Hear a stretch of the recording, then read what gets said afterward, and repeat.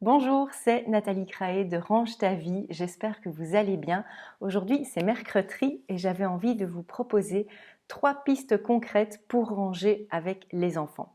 Parce que ranger avec les enfants, un ou plusieurs enfants, c'est souvent extrêmement fatigant. Vous me faites régulièrement part de vos difficultés à faire participer toute la famille pour que la maison ne se transforme pas en zone sinistrée. Ce que vous me dites régulièrement, c'est je le fais moi-même, ça va plus vite, ou bien les jeux ont envahi le salon, on n'a plus de vie, ou bien je vis dans le bazar parce que très clairement, quand je rentre du boulot, je n'ai plus l'énergie pour m'y mettre. Et vous me dites aussi très souvent, c'est moi qui fais tout. Alors nos enfants que nous aimons tendrement, n'est-ce pas, se sont transformés finalement en tornades dévastatrices et le rangement est devenu pénible, voire impossible. Donc je vous offre aujourd'hui quelques pistes très concrètes pour travailler cela en profondeur, pas quelques trucs et astuces que vous allez laisser tomber à la première difficulté. La première piste que je vous donne, c'est d'abord de lui montrer l'exemple. Alors ça peut paraître évident, presque bateau, c'est la base évidemment, c'est de montrer l'exemple aux enfants. Parce que c'est difficile d'exiger d'un enfant qu'il range ses affaires si notre bureau ou notre chambre ou la cuisine que l'on utilise régulièrement sont un véritable capharnaüm. Donc un enfant a clairement besoin de plus d'exemples que de critiques. Donc vérifiez aussi dans votre façon de communiquer avec lui, de lui montrer si vous êtes plus dans la critique que dans l'exemple. Ceci dit, vous pouvez aussi très clairement dialoguer avec vos enfants et leur exprimer votre besoin d'ordre. Vous serez étonné de l'implication des enfants dans le fait de trouver des solutions avec vous si vous lui exprimez très clairement que vous avez besoin d'ordre et pourquoi c'est important que ça soit en ordre pour vous. Donc, observez-vous aussi fonctionner et voyez aussi ce que vous lui renvoyez comme image. Parce que si votre enfant voit tout le temps quelqu'un qui est fatigué, débordé, énervé, ça ne va pas le pousser à grandir parce que lui, dans sa tête, devenir grand, c'est être tout le temps fatigué, débordé, énervé. Donc ce n'est pas très engageant. Donc vérifiez l'image que vous lui renvoyez au quotidien. Si vous êtes en couple, c'est important de choisir aussi ensemble ce que vous allez exiger de l'enfant et vraiment d'un commun accord. Vous êtes une équipe, vous êtes le conseil d'administration de la famille et c'est vraiment important de pouvoir être d'accord sur ces points-là. Ensuite, ce qui est important de bien conscientiser, c'est que dans le développement de l'enfant, un enfant de moins de 8 ans n'a absolument pas conscience du bien et du mal. Par contre, il est très conscient de ce qui est permis et de ce qui est défendu. Donc c'est à nous, adultes responsables, de très clairement lui faire part de ça c'est permis et ça c'est défendu. Donc si vous lui expliquez très clairement ce que vous attendez de lui, ce sera plus simple pour mettre en place des règles et vous pourrez de cette façon-là lui montrer vraiment l'exemple. Ça, c'était pour la première piste que je vous donne aujourd'hui. Ensuite, une deuxième piste qui me semble très importante, c'est de donner aux enfants une consigne à la fois. Bien souvent, on se perd dans un flot de paroles et l'enfant va se dire « maman parle ». Maman parle et ne va pas entendre clairement ce qu'on attend de lui. Donc c'est important de pouvoir être clair dans le discours qu'on lui tient. Et quand on lui donne trop d'informations et qu'on est trop vague dans nos consignes, il perd finalement le fil de ce qu'il doit faire. Donc je vous invite à dire très clairement et à préférer « remets tes jouets dans le panier », c'est précis, à la place de « range ta chambre » qui est vague.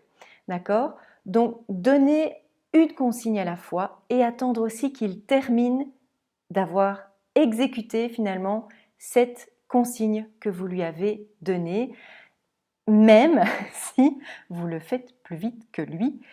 C'est un apprentissage, c'est un réel apprentissage. Donc une consigne à la fois, préférez découper le rangement avec lui plutôt que de le noyer dans un flot de paroles. Ensuite, la troisième piste que je vous donne, ce sont les routines. Alors le mot routine n'est pas très sexy, je vous l'accorde, on n'a pas vraiment envie d'être dans quelque chose de routinier. Et pourtant, c'est indispensable d'instaurer des routines avec les enfants, le matin, en rentrant de l'école par exemple, ou le soir. Depuis toujours, vous avez des routines quotidiennes vous-même. Vous faites les mêmes choses le matin, dans le même ordre bien souvent. Vous faites les mêmes choses le soir, dans le même ordre aussi. C'est facile, c'est écologique. Et ces routines quotidiennes que vous faites avec l'enfant, petit à petit, c'est lui qui va commencer finalement à se prendre en charge pour certaines tâches. Vous pouvez simplement aussi l'aider en écrivant ou en dessinant, ou les deux, les routines du matin et les routines du soir, les afficher dans la cuisine pour qu'il puisse très facilement se référer à ces routines dans un premier temps et puis petit à petit le faire tout seul. Il va d'abord avoir besoin de votre aide et puis il va le faire tout seul. C'est aussi important que ces tâches que vous lui demandez de faire aient du sens pour lui. C'est donc indispensable de lui expliquer et certainement vous allez voir de lui répéter, c'est notre job en tant que parent, pourquoi il doit brosser ses dents, mettre son cartable près du porte-manteau, mettre ses jouets dans le panier, suspendre sa veste au porte-manteau, etc., etc. C'est important qu'il mette du sens sur le pourquoi de faire ça et que ce ne soit pas juste une injonction parce qu'on l'a décidé de cette façon-là. Notez aussi qu'un enfant évolue très vite et qu'il faudra régulièrement réévaluer ses routines. Entre 3 ans et 4 ans, entre 4 ans et 5 ans, les routines vont être complètement différentes ou en tout cas dans son autonomie, il va être très différent. Il va pouvoir faire de plus en plus de choses. Alors les routines, ça peut sembler contraignant. Mais très clairement, ça présente plusieurs avantages. D'abord, vous allez gagner un temps considérable. Même si au début, ça va vous prendre du temps et de l'énergie pour les mettre en place, c'est évident. Ensuite, c'est rassurant pour l'enfant. Ça lui offre un cadre, une limite et tous les êtres humains ont besoin d'un cadre pour évoluer dans quelque chose de sécurisé. C'est aussi un avantage que je vois, c'est qu'au fur et à mesure, à force de répéter toujours la même chose dans le même ordre, ça demande beaucoup d'efforts au début et puis ensuite ça va devenir automatique et écologique pour l'enfant comme pour vous, puisque vous savez que ça va se faire et que c'est quelque chose qui va s'automatiser. Évidemment, ça demande un petit peu de temps, un peu d'investissement au départ, mais c'est un vrai pari pour l'avenir. Donc le chemin de l'autonomie, c'est long. Ça demande aussi d'être soutenu pour avancer finalement avec confiance. Mais c'est pas simple tous les jours effectivement à mettre en place. Donc prenez vraiment le temps d'être avec eux, de les accompagner, de leur expliquer pourquoi, d'exiger toujours la même chose, de ne pas laisser tomber aussi à la moindre difficulté. Et c'est important aussi de pouvoir réfléchir ensemble à ce qu'il est capable de faire, ce qu'il aime faire aussi, puisque vous seriez étonnés, mais les enfants aiment prendre part aux tâches de la famille. Ça leur donne confiance aussi en eux, c'est important. Et d'ailleurs, moi à la maison, je répète très souvent avec beaucoup d'humour, mettez-y beaucoup d'humour, que c'est moi le chef. Et donc, c'est important aussi d'oser être exigeant, d'être intransigeant sur certains points, parce que c'est comme ça que la maison va tourner et que ça sera confortable pour tout le monde et que ça sera aussi équilibré. Alors ça, ce sont donc les 3 pistes que je vous donnais pour les enfants. Mais vous allez me dire, peut-être que vous êtes maman d'ado, comme moi, et avec mon ado, finalement, je fais comment? Parce que c'est très différent finalement. Un ado, à partir de 12 ans, on va dire, il est capable très clairement de faire toutes les tâches du quotidien comme un adulte, pour peu qu'on lui apprenne comment ça fonctionne. C'est aussi l'âge où il va commencer à prendre de l'indépendance, et c'est tant mieux. Il va commencer à revendiquer ses droits, mais aussi il va découvrir qu'il a des devoirs. Et notre foyer, notre maison, c'est une mini-société dans laquelle il peut évoluer et apprendre en toute sécurité. Donc c'est important de privilégier le dialogue et de lui expliquer pourquoi vous exigez, même comme les petits, lui expliquer pourquoi vous exigez de lui qu'il prenne part aux tâches du quotidien. Même s'il est tout le temps dans sa chambre, hein, c'est possible que vous viviez cette situation-là, comme beaucoup de parents d'ados. Il est tout le temps dans sa chambre et vous avez l'impression qu'il prend un peu votre maison pour un hôtel. Clairement, il n'y a pas de recette magique pour changer ça du jour au lendemain. Toutefois, donc prendre votre ado de face, j'ai envie de dire, de front, avec des reproches, ça va ne faire qu'accentuer le fait qu'il se retire et qu'il se renferme encore plus finalement sur lui. Donc pour favoriser finalement cette communication bienveillante, c'est important de vous intéresser aussi à ce qu'il fait, très clairement, à ce qu'il aime. Riez aussi avec lui, soyez ferme aussi quant à sa présence au repas, par exemple. Chez nous, c'est quelque chose qu'on exige très clairement. Les repas en famille, c'est présence obligatoire, pas de smartphone, par exemple. Voilà, c'est très clair. Proposez-lui aussi de faire une activité avec lui, une activité qu'il aime, hein, parce que parfois, on se rend compte que les semaines, les mois passent et on n'a pas fait ensemble des choses qu'il aime.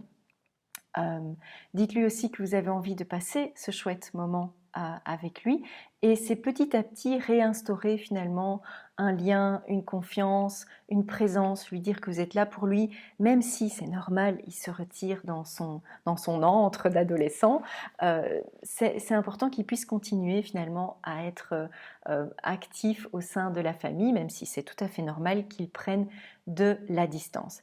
Mais quand vous sentez aussi que ça ne tourne plus dans la maison, de façon fluide avec les tâches et que de nouveau vous avez l'impression que c'est vous qui faites tout, vous, votre conjoint, etc. C'est important de pouvoir organiser ce que moi j'appelle un conseil de famille. D'ailleurs, j'explique ces principes du conseil de famille dans mon livre « Un jour, tout ceci sera à toi », pour que chacun finalement puisse s'exprimer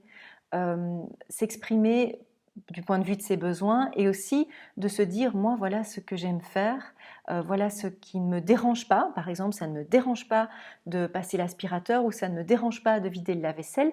C'est important d'aller le dire. Si ce n'est jamais dit, on se fait des films et on essaye de deviner les choses.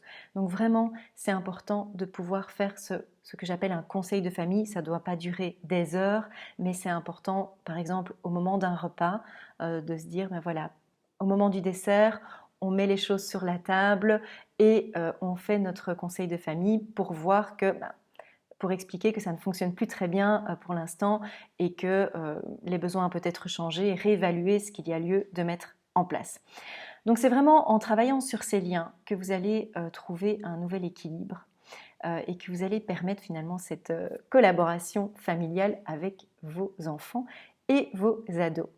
Donc venez me partager ici dans le groupe, si vous êtes dans le groupe Facebook ou si vous regardez la vidéo ici sur YouTube, vous pouvez aussi mettre un commentaire ici en dessous.